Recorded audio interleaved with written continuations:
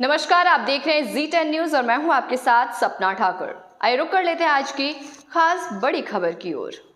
Supreme court ने एक बार फिर बुलडोजर कार्रवाई को लेकर उत्तर प्रदेश सरकार को कड़ी फटकार लगाई है। दरअसल बार एंड बेंच की रिपोर्ट के मुताबिक वकील जुल्फिकार हैदर, प्रोफेसर अली अहमद, 2 महिलाओं और एक और व्यक्ति ने याचिका सुप्रीम कोर्ट में दायर की थी। इन सभी के घर अगल बगल में एक ही प्लॉट पर थे। मार्च 2021 में नोटिस मिलने के एक दिन के बाद ही उनके घर गिरा दिए गए थे।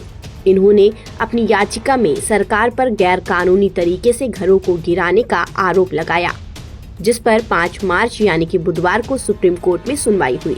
सुनवाई के दौरान कोर्ट ने प्रयागराज में कानूनी प्रक्रिया का पालन किए बिना लोगों के घर गिराए जाने के मामले पर संज्ञान लिया।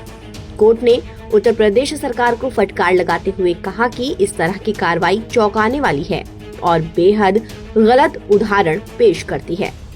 सुनवाई के दौरान जस्टिस अभय ओका और एन कोटेश्वर सिंह की पीठ ने घरों को तोड़े जाने को अत्याचारी कदम बताया है। साथ ही कोर्ट ने ये भी कहा है कि सरकार को लोगों को मकान वापस बना कर देना चाहिए। सुप्रीम कोर्ट ने सुनवाई के दौरान कहा कि प्रथम दृष्टया में ये कार्रवाई चौंकाने वाली है और गलत संदेश देती है। इसे ठीक करने की जरूरत है। आप घरों को तोड़कर ऐसे एक्शन क्यों ले रहे हैं? हम जानते हैं कि इस तरह के तकनीकी तर्कों से कैसे निपटा जाए। आखिर अनुच्छेद 21 और आश्रय के अधिकार जैसी कोई चीज होती है। वहीं सरकार के मुताबिक जिन जमीनों को तोड़ा गया है वो गैंगस्टर राजनेता अतीक अहमद की थी, जो 2023 में पुलिस मुठभेड़ में मारा गया था। इससे पहले इलाहाबाद हाई कोर्ट ने पीड़ित लोगों की याचिका को खारिज कर दिया था, जिसके बाद उन्होंने सुप्रीम कोर्ट से गुहार लगाई थी। याचिकाकर्ताओं ने कहा कि उन्हें मार्च 2021 में शनिवार की रात को नोटिस दिया गया और रविवार को घर तोड़ दिया गया। याचिकाकर्ताओं ने ये भी कहा कि राज्य को अपनी गलती स्वीकार करनी चाहिए।